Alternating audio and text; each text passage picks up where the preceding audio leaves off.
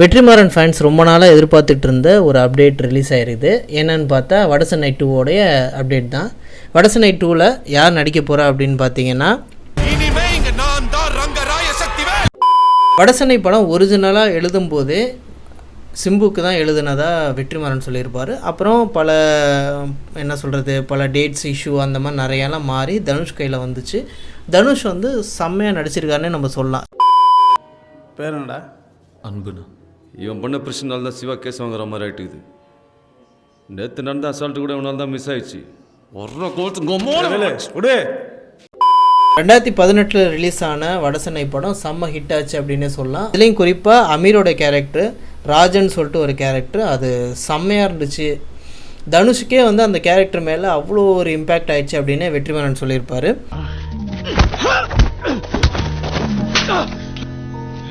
டவுலுண்டு anchor தான்டா அவ்வளோ பெரிய கப்பலே நிறுத்துது. அதுக்கப்புறம் வெற்றிமாறன் வாடிவாசல்னு ஒரு படம் சூர்யா வச்சு எடுக்க போகிறதா பேச்சு அடிபட்டுச்சு. அதுக்கப்புறம் அது ட்ராப் ஆச்சு. விடுதலை 2ன்னு படங்கள் ரிலீஸ் ஆனதுக்கப்புறம் இப்போ வடசென்னை 2வோடைய வேலைகளை ஆரம்பிச்சிட்டாரு அப்படின்னே சொல்லலாம். அந்த படத்தோட ப்ரோமோ வீடியோ எடுக்கிற ஒரு ஸ்டில் லீக் ஆயிடுச்சு.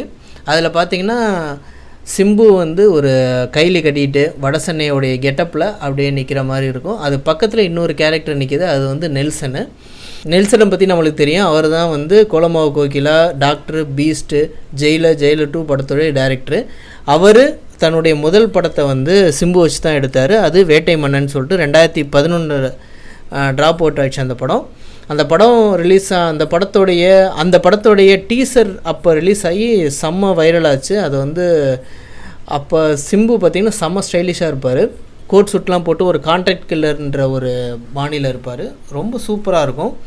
ஆனால் அந்த படம் ட்ராப் அவுட் ஆயிடுச்சு.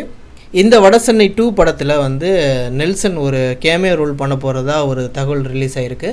அவர் மட்டும் இல்லாமல் கவின், மணிகண்டனும் இதில் ஒரு கேமியோ ரோல் பண்ண போகிறதா ஒரு தகவல் வெளியாகிருக்கு.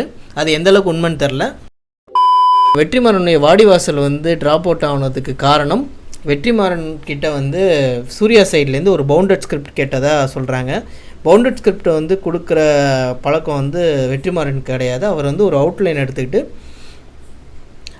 அதை ஒத்திய ஒரு திரைக்கதை அம்சத்தை வச்சுக்கிட்டு தான் ஷூட்டிங் போயிடுவார். கையில் ஸ்கிரிப்ட் பேப்பரோ அந்த மாதிரிலாம் இல்லாமல் ஷூட்டிங் ஸ்பாட்டில் போயிட்டு தான் அவரை இம்ப்ரூவைஸ் பண்ணுறதா அந்த ஒரு பழக்கத்தில் தான் அவர் இருக்கிறாரு.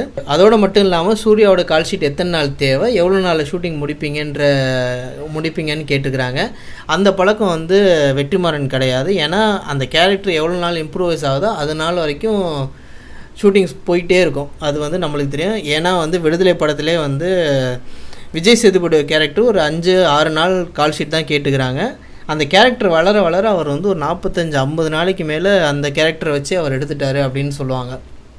ஸோ இது எல்லாம் சேர்ந்து தான் வாடிவாசல் படத்தை ட்ராப் அவுட் ஆக வச்சுருக்கு அப்படின்னு நம்ம சொல்லலாம். ஏன்னா வாடிவாசல் ரொம்ப எதிர்பார்ப்புக்குள்ள ஒரு சூர்யாவோட படமாக இருந்துச்சு. தனுஷ் நடித்த வடசென்னை படத்தோட பார்ட் 2ல் சிம்பு நடிக்கிறாரு. இதை நீங்கள் எப்படி பார்க்குறீங்க? தனுஷே நடிச்சிருக்கலாம் அப்படின்னு நினைக்கிறீங்க, இல்லை சிம்பு நடித்தா அது ஒரு புது மாதிரியான ஸ்டைலாக இருக்கும், அதனால் இது வேறு மாதிரியான ஒரு ஃப்ளேவர் கொடுக்கும் அப்படின்னு நீங்கள் நினைக்கிறீங்க? அதை கமெண்ட் பண்ணுங்கள்.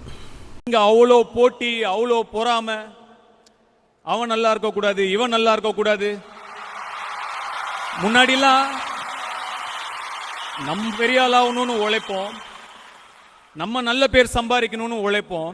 இப்போல்லாம் அடுத்தவன் உழைப்பை எப்படி கெடுக்கிறது, அடுத்தவன் பேரை எப்படி கெடுக்கிறதுன்னு தான் எல்லாரும் உழைக்கிறாங்க.